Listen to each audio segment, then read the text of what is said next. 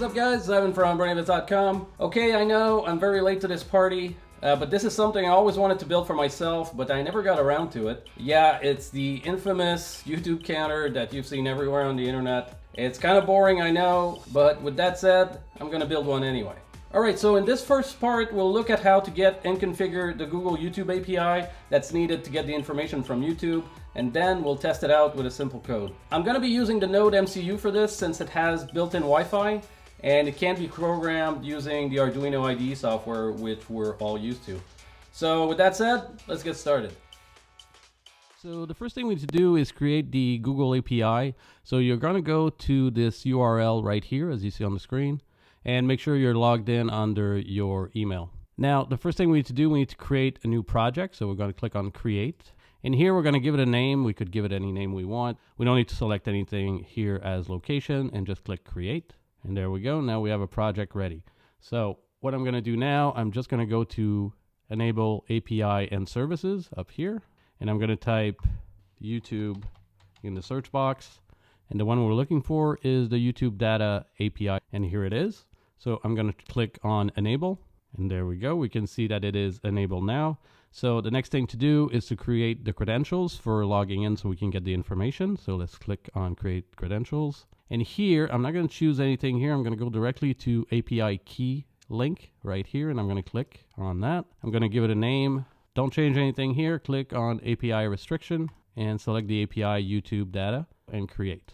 And there we go. We got our API key ready. So we're going to copy this because we're going to need it when we try to get the information. So now let's go see how to get your YouTube ID from YouTube.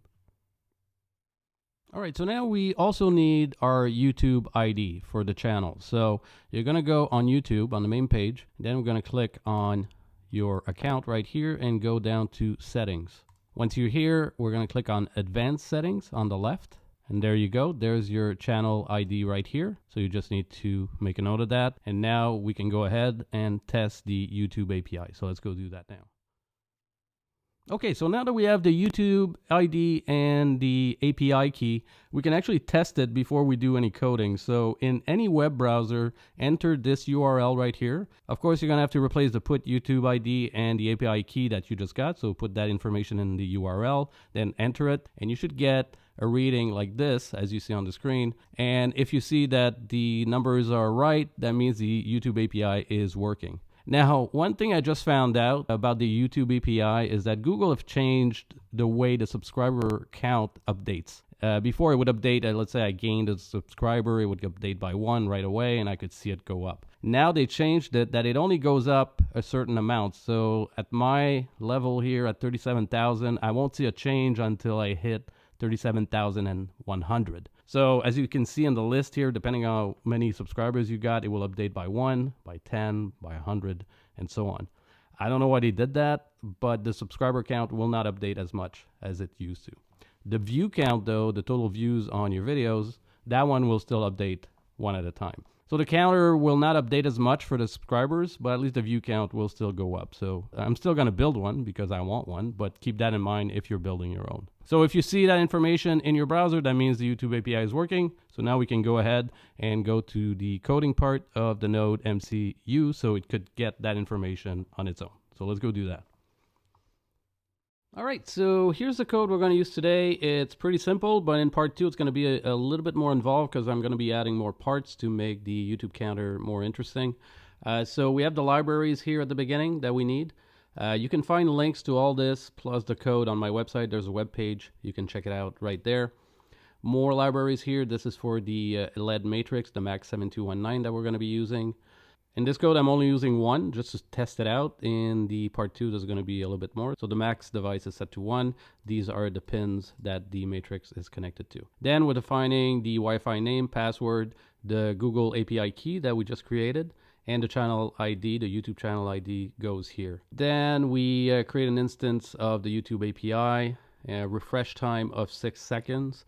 until we get the information from the YouTube API again. We're saving the subs and the total views in these variables here, and the counter digit, that's just to display 1, 2, 3, 4, and so on the LED matrix when it gets the information from the YouTube API. In the setup, we're starting the matrix, and we're connecting the node MCU to the Wi-Fi. When it is connected, we will know, and the counter digit on the LED matrix will turn to 0. Now, in the main loop, we're checking if the last refresh has passed 6 seconds. If it has, then we get the information from the YouTube API, and we print it on the serial monitor, because that's the way that we're gonna be using it today. In the part 2, we'll have, like I said, more stuff, and we'll display that information on something. I don't know yet, so we'll see how that turns out. And then we just refresh again until 6 seconds has passed. So now I'm going to start it, and we're going to check out the serial monitor.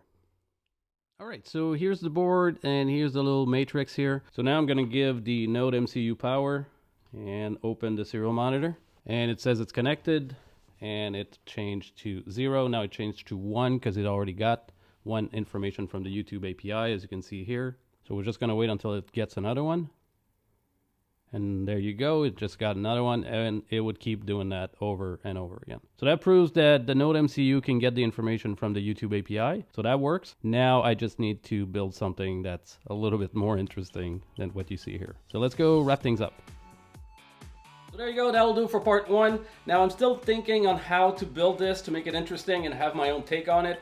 But if you guys have any idea, please let me know in the comments below, and I'll try to look at it and maybe put some of that stuff in there. Like I always say, I try to do a video every week, so if you like this stuff, if you like my videos, please subscribe. And part 2 is coming up next week. So that's it for today. Like I always say, my name is Ivan, and I hope to catch you guys real soon. Take care.